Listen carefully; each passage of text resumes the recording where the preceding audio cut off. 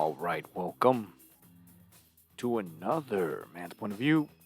Seven things masculine men don't do. Now, as you can see right there from the title, um, masculine men, guys, boys, men, there is a difference, right? So, anyways, let's just jump into it. See what we can learn. Value to your life. Take out the word masculine and replace it with great men or awesome men, and the sentiment still stands. And a disclaimer, this isn't about the way you look either. This is all about behavior and the way that you conduct and carry yourself. And newsflash, it is not toxic to be masculine or to do things that will make your life better. So let's get in. What had I been saying all along? And even if it was toxic, if you do it right, right? um, that's your job. It's that simple. To it. The first thing that masculine men do not do is neglect health and fitness. And that is because health is wealth. This is not about fitting a mold. This is not about being the most muscular guy in the room or even looking a certain way. It's about prioritizing your health and your wellness. You'll feel better. You'll be more confident. You'll function more optimally on a daily basis. You'll have more energy and be more productive. And the fact that it will make you look better is just a nice little bonus. If you make any changes to your lifestyle this year, let it be taking care of your health. And start by taking care of yourself from the inside out. I also want to preface by saying I'm not a doctor. Obviously, do your own research and do what is best for your body. What works for me might not necessarily work for you, but I can guarantee and sit here with confidence and tell you that eating junk food and garbage 24/7 and living a sedentary lifestyle is not doing you any favors. I pinky promise. And while we're on the topic of taking care of yourself from the Let me mansplain it for you. She made it all in a little pretty bundle, right? The whole, and even disclaimed that she ain't no doctor. She is a woman, however, and let me explain why it is that her message is health, right?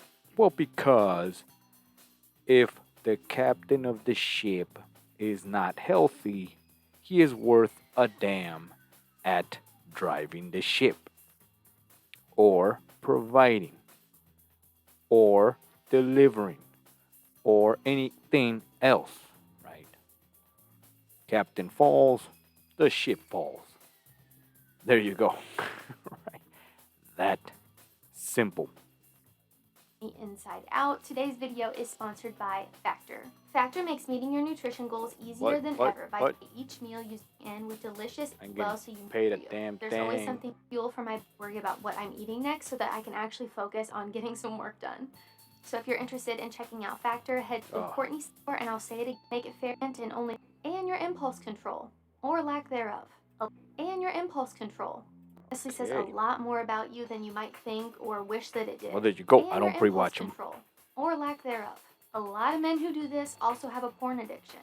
Not good. Great men don't do this. Why? Because they don't have to. Or even feel the need to, and especially here if you already have a woman in your life. That just takes it to the next level and makes you look like... That's not necessarily true. More of, you know, kind of like when they say keep it in your pants, right? Keep it to yourself. Right? Or shit. Produce your own, right? They're called homies. But anyways, like such a dud. I digress. It's disrespectful, but even if you're a single guy, you can do whatever you want. You can take my advice or leave it, but I would strongly recommend you not be following all these naked Instagram thirst trap models that don't even know that you exist. And especially... Oh, that's what she's talking about. Well, you know. Don't give them your money. It is what it is. Number 3 is play the victim. This does nothing to benefit you and... Oh yeah, you cannot be a victim. And I've said this before, millions of times in all of my videos. You either are the victim or you're the man. And you can't be the man if you're the victim. So, but let's see what she says. And actually only makes your life worse. Focusing on problem solving instead of wallowing in the problem is what masculine, wonderful men do. And I do want to say we can't control what happens to us, but we can control the way that we respond and react to it. If you choose to respond and react by blaming everyone else or not taking accountability and understanding that you're part of the problem, that's not productive and not something that masculine men do. And again, Mansplaining it for you. Um, fix problems. No one can fix them for you. Otherwise, if they do, they're the man. That's simple. And, well, you can't be. That's simple. here, even if you take the word masculine out of the picture, this is not something that I would personally want in my partner. It's not something that I would look for in a man. It's not something that I have ever seen my dad do. You know, these are just things that great men do not do. The next one is being Yeah, basically, again, don't show it. indecisive and or passive. Take action and lead. Mansplain it for you real quick. Don't be a two. It's that simple right now. I want a burger. I want a burger. Um, I want tacos. Well, what do you want, honey? There you go. It's that simple. So if you start doing that, well, you just became a two. Be someone that people look up to and trust to lead them in a positive direction. Being a leader includes problem solving, that I mentioned in my last point, and also being a good role model. How will we ever pick a restaurant to eat at if we're both indecisive and passive? One of us has got to have it going on here. All jokes aside here, making decisions, I would be the man. I mean, like I said, it's so simple that it's so damn hard. But there it is. sticking to them, and having your own opinions is really important. I also think that included in this one is reliability and making sure that your words and your actions match. Integrity is incredibly important in my eyes as well. The next Don't write a check your ass can't cash. Pretty simple stuff, you know. But, Johnson, you're fired. Why? It's not you. It's your 'cause you're shirt. an It's asshole. Casual Friday. Well, you've taken. next one is being arrogant and cocky. Confidence is quiet, and cockiness and arrogance Now you can be arrogant and cocky if you can back it up. And you could only be this when you have leveled up, meaning you already a couple of goals in, if you get my drift. Can't be cocky if you got no goals in. But anyway, that's next level stuff. are quite loud. If you have to say you are something, you're not. Example here, I'm such a high value Oh, there you man. go. I'm such an alpha male. Don't use any of those dumbass phrases ever. Even if you see that guy in short shorts, right, that's got a Bugatti telling you to use it. Do not. And the reason why masculine men do not do this is because they don't have to. Again, confidence is quiet, cockiness is loud.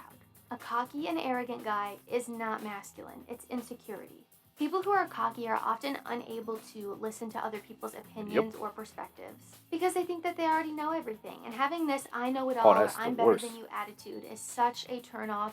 It's so unattractive and just, again, screams insecurity. And great men simply do not do this. You should be speaking to everyone as if there's something to learn from them. It's also totally okay to Yep. not know something and to be open to growth and evolving.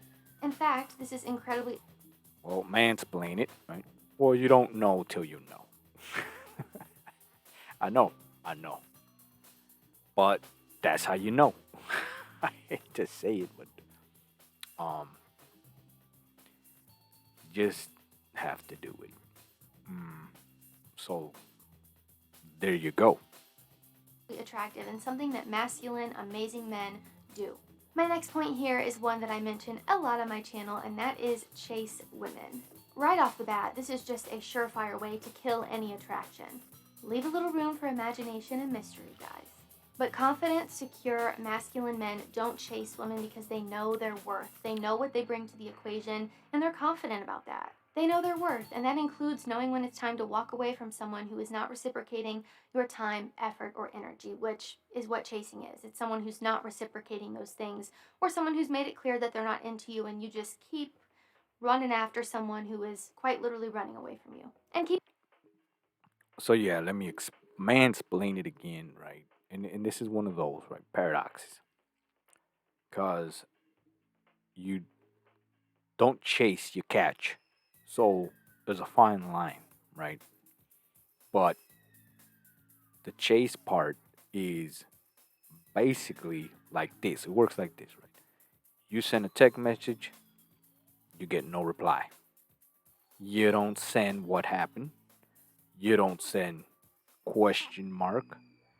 You don't send a damn thing at all. That's it. Matter of fact, I got a hack for you.